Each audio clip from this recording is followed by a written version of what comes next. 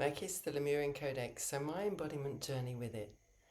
I began with Reiki in 2012 after working for many years in the corporate world, working with the institutional or what's taught as chakras.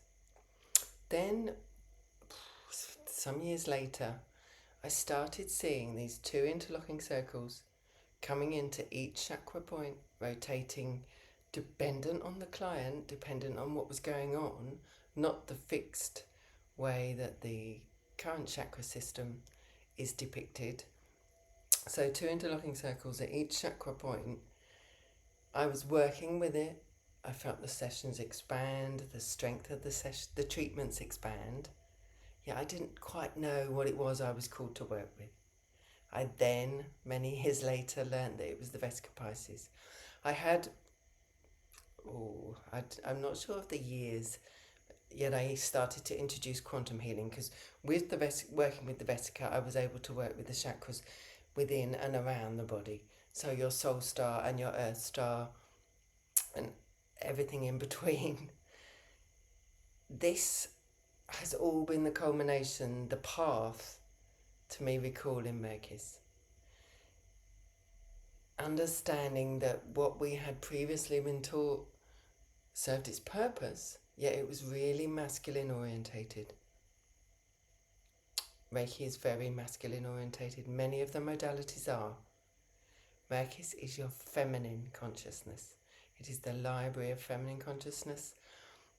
So it's Sophia. So the Sophia grid has reactivated around Mother Earth.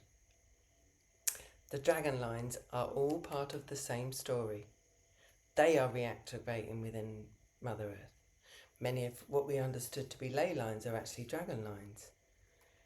Glastonbury, for one, is on dragon lines, and that's why I was always so drawn to visit at least twice a year. So we have Sophia, the dragon lines, and then our Merkis. Merkis is the culmination of working with your Vesica Pisces. I keep going to my root chakra because it is based at your root.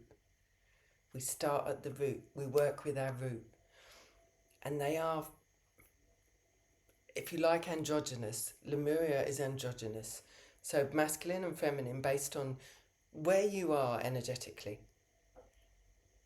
The other chakras, we were taught that the lower were masculine and the upper were feminine. The quantum chakras are literally whatever energy it is that energy state you're in, where you are on your journey. So this is all part of my embodiment, was learning this information or understanding this information, yet not being able to research it or find it anywhere. It was just in my head. Then being called to go off grid for 5 months last summer. No electric, no gas, no hot water. So my circadian rhythms really reset. I was staying in a bamboo hut, so there was light in between each stick. I was on the edge of a ridge in a deep forest, which would actually be delightful right now because you may be seeing the sweat. So there was a constant breeze because we were high up a mountain. This allowed my system to calm down, slow down, reignited more of my dragons. So I have 6 dragon frequencies that work with me. They reside in your spine, some outside of your body. So the dragons were all part of my path too. In 2023, I was drawn to go and learn in a dance. This video is going to be a bit discombobulated because it's very hot and it's as I'm remembering it right now. So 2023, I was called to go and learn in a dance in Bornem in Belgium. And whilst there, I wanted to know the name of my dragon. I really sensed a strong energy with me and set the intention, and I felt or saw in my mind's eye a circle of monks surround me. I was staying in an old monastery and woke up with the name Anesta.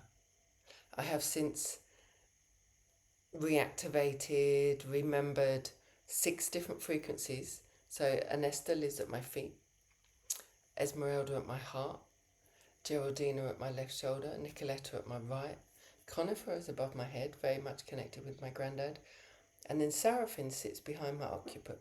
So your dragon frequencies are your protection, your grounding. They were mythologized, if that's the right word, to make us believe that they were something evil. Dragons are all part of our makeup. So we have our dragons, our Merkis and our Sophia. Allowing ourselves to fully embody our feminine consciousness, working with our masculine. We are not trying to override or delete the masculine. We are half. We are masculine and feminine. Yet so many of us spent our lives living in survival, in our masculine frequencies. The feminine to emotional, to this, to that.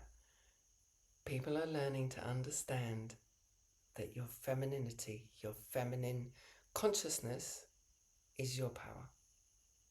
So we have 2 manuals.